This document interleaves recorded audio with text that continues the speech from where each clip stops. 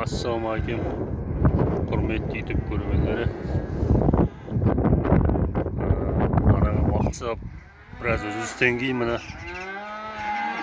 қайтадан сіздермен жүздесіп видео салып бастап жатырмыз бүгін. Мына қазір күз мезгілі, барлық шөптерін түсіріп дайындалып қысқа дайындалып жатыр. Қазір енді мен сіздерге өзімдегі көп болды ғой YouTube каналда видео салмағалы. Өзімде болып жатқан қазір осы мал шаруашылығына байланысты жаңалықтармен бөлісемін.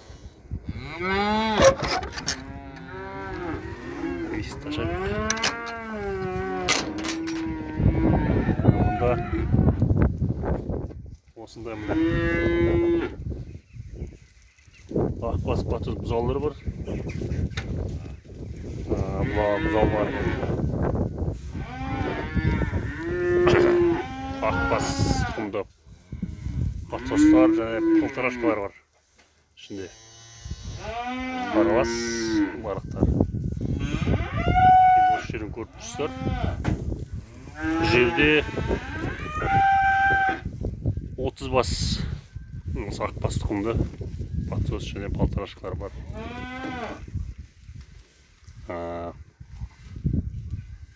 Енді бұрынғы нау загонды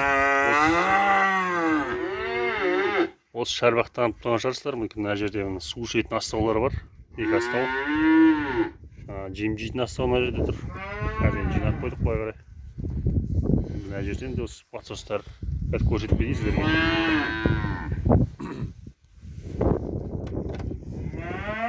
Есті мықтылап жауып қазір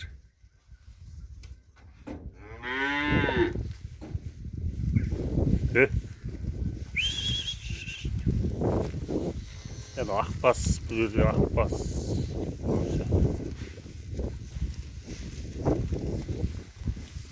палтарашқалары бар, тоқалы бар, мүйіздісі бар. Осыларды енелерінен бөліп батсаста жүрген осы күнге дейін бөліп мына қазір осы жерге қойдық. Енді бұларды әрі қарай орнына қоямыз, немесе бағасын келісіп жатсақ сата береміз. Сауда ғой, бағасы келісіп жатса жұмсай береміз.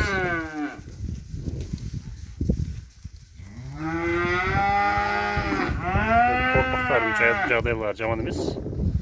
Осы күнге дейін еміп жүргеннен кейін қазір енді енелерін іздеп бар мөңіреп тұр. Ішінде палтарашқалар бар едің ғой. Палтарашқалар бар, состар бар.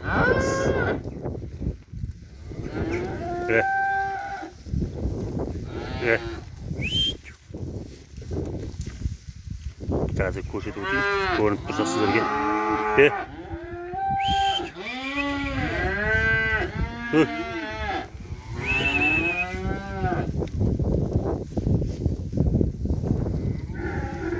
Енді малда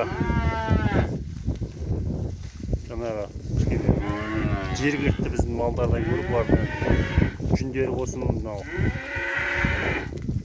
еттері болсын, айырмашылық бәрі білінеді. Бұлардың жүндері қалың жүндес. Ақбасты өзі түсінің өзі бастағы ақбастың.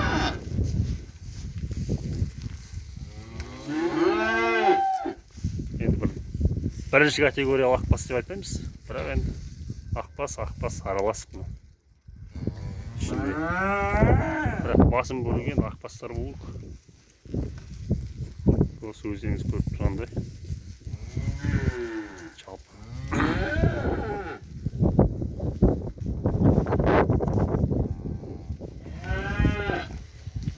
Осындай торпақтар әкеп даладан кеше әкелдік.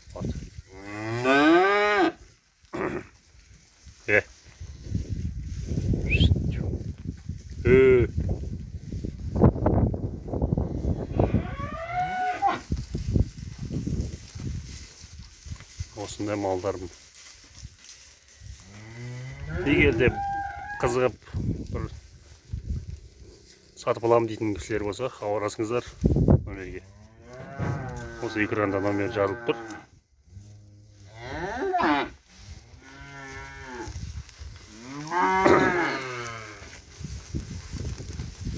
Енді көп уақыттан кейінгі осындай жаңалығымызбен бөлісіп жатырмыз. ютубқа видео салмағалы көп уақыт болды. Сол енді жаңалықты бөлісіп жатқан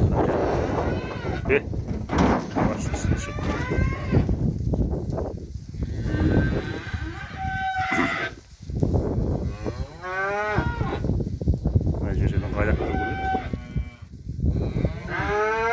Тазалау керек.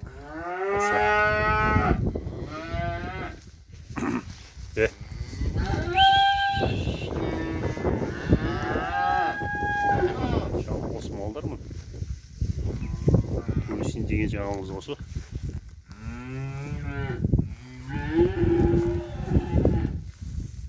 Бұл малдарды қазір өзі еркек подсос дегендер азайып кетті ғой кішкене. Өткен жолы бір ютубта, тиктокта бір видео салыпты бір кісілер. Шымкент мал базарын түсіріп, малдар өтпей тұр деп салған екен. Бірақ оған келіспейміз, өйткені қазір малдың енді әсіресе осы ірі қараға сұраныс жоғары жатыр, өздеріңіз білесіздер. Кішкене жалған ақпарат деп ойлаймын, ол жаңа Шымкентте өтпей жатыр мал деген. Өйткені мал, еркек малдар әсіресе бұқалар, подсостар бүгін салынса ертең өтіп кетіп жатыр ғой. Одан кейін тағы бір кісі салған екен Шымкентте, керісінше. Жаңағы мал өтпей жатқан жоқ, өтіп жатыр, керісінше мал жоқ мына жерде. Енді бірақ енді ол жерде ол видеоға қарамай-ақ та бұлар белгілі өз. Жаңағы барлық жерде еркек мал іздеушілер, малам, торпақ алам, бұқа алам дегенде. Сиыр алып жатыр, бұзау, сиыр, тайшар, ұрғашшылар, барлығы ірі қараның бәрі өтіп жатыр ғой. Ол жерден дейді. Ірі қара өтпейді екен деген қазір әңгіме жоқ. Жақсы өтіп жатыр, жақсы сұраныс бар. Бірақ енді ірі қараны жалпы сата бергенде дұрыс емес. Бірақ енді кейбіреулер қысылып сатады, шөбі жоқ кісілер, барлық сиырын сатып жеп жатқан кісілер бар.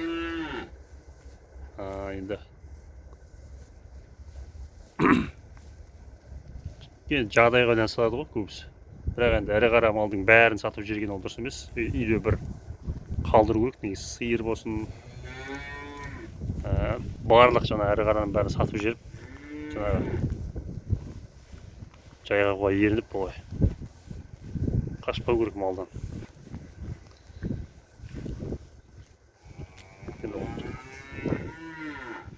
Малда жалпы саудада береке бар ғой. Осында жаңалықтар енді жалпы сіздерге бір көрсетіп түсіріп қойық деген. Енді алған қалса бұдан былай видеоларды салып тұруға тырысамыз. Өткен жолы көрермендер жазған екен, видео салмай кеттіңіз. Көп уақыт болды деп. Онда іздеп жатқан көрермендерге рахмет.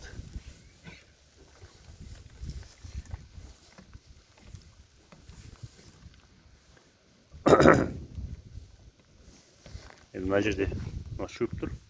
Осы шөптен саламыз. Мына жерде су тұр. Жемін осы үйге. Енді жемді әлі беріп бастаған жоқпыз. Жем гендеренет бар. Астауға салып жемді береміз ғой. Егер бордақта ұстап қалатын болсақ. Ал енді жұмсайып қалам деушілер болса. Жұмсаймыз, бағасы жақсы келіп тұрсақ.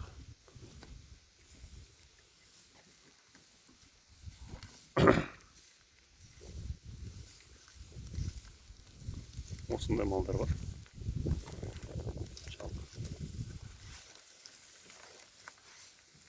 Кішкене барлығы адамнан қорқып бар.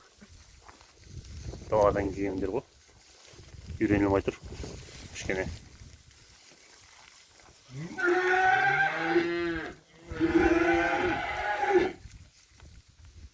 жағдайлар осы мол.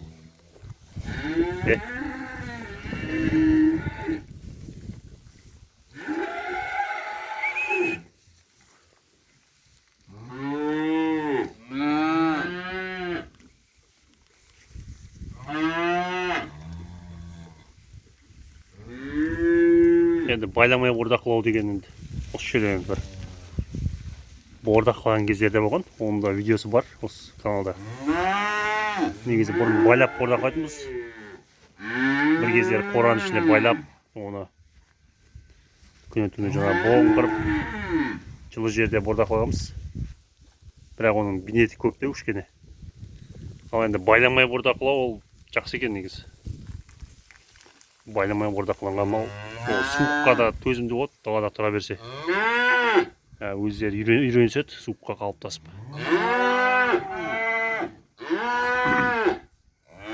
Осылай бос жүріп өздері. Бос жүргеннен кейін ол буындарына да зиян тимейді ешқандай. Ал бір орында байланып тұрған малдың ол тұяқтары өседі, зиян болады кішкене буындарына да. Байланып тұрып оларды босатсаңыздар, мысалы кішкене буындары ауырсынып жүре алмай қалады. Бірден далаға жіберсеңіздер. Білесіздер ғой. Жалпы малдардың жағдайлары осындай. Әзірше енді осы түсірген видеомыз жаңа бір жаңа шөктеп отыр. Қоштаспаймыз. Аласа тағы да түсіреміз видеоларды. Жиі сіздерге көрсетіп тұрамыз малдардың жағдайларын. Әзірше осы 30 бастыр осы жерде.